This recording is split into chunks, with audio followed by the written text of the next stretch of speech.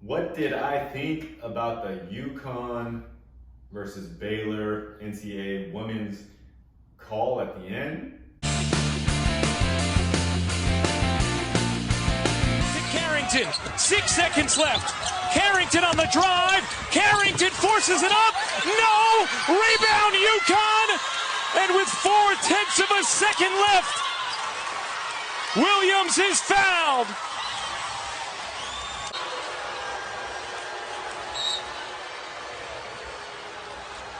They were trying to get Carrington on the post. Ball, then Smith on the post. Carrington coming inside.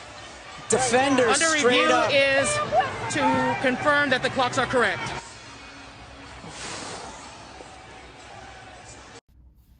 I personally don't think it was a foul, but I don't have a problem with it being a foul either.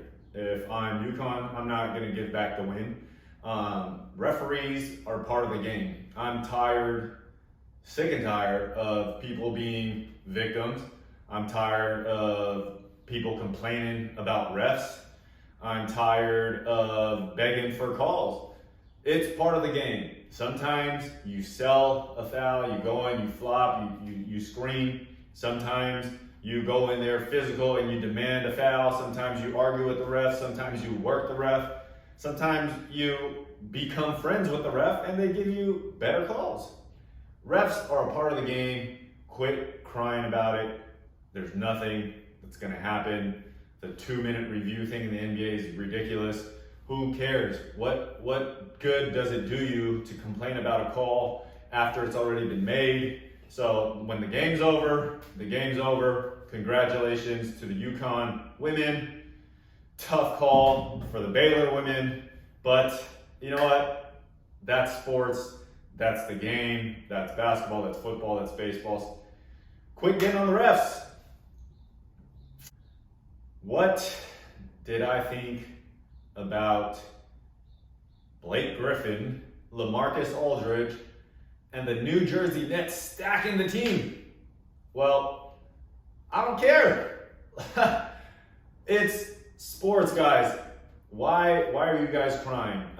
Sports isn't just a team from the player's perspective. Okay, that's who we follow, that's who we watch. But if you have more money to get a better coach, to get a better facility, if you have a better GM, if you have a better chef, if you have a better nutritionist, if you have better logistics, if you have a better fan base, all of these things contribute to making a team great.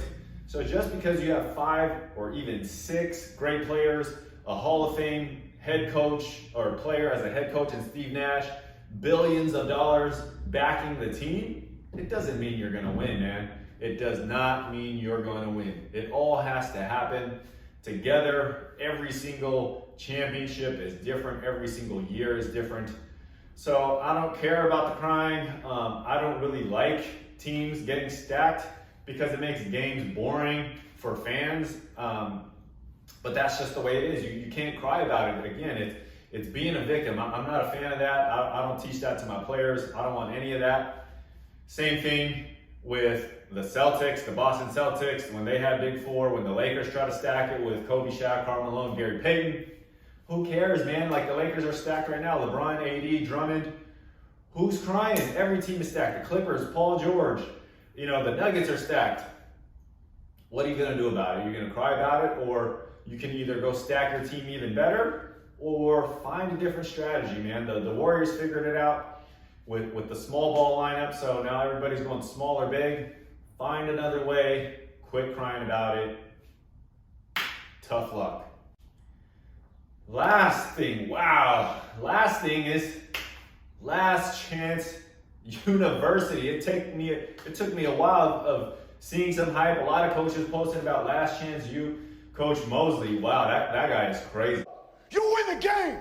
Don't put on the show. Freaking win the game. My first thought, that dude is crazy. I wish I could emulate that passion, that fire that he has. But if you ever seen me coach, this is how I coach. I sit here on the bench. I'm thinking, very rarely do I get up and pace and jump. Very rarely do I yell at my guys. I'm just not that type. I wish I had some more of that in me. I try to develop some of that within me, but I'm not like that. But I admire those that just have that much energy. It's infectious. I think he got a little overboard. I don't know if that's for TV or if he's just naturally like that. But in general, that dude is a great guy. Coach Mosley, the assistant coaches, God, I don't even know his name. Mosley and his 2 assistant coaches, they put out so much. Us coaches put out so much for these players. The game has given me so much. It's basically been there for me every time I've had a hardship in my life. It's taught me so much about individuality and teamwork. And coaches that never give up on players, it's so inspiring. Kind of a weird story. I've trained a couple players at ELAC, and I knew one player that got shot in his car that went to ELAC and played for ELAC, and it was pretty tragic, man. So the story that's depicted in that show, it's real. It's 100% real.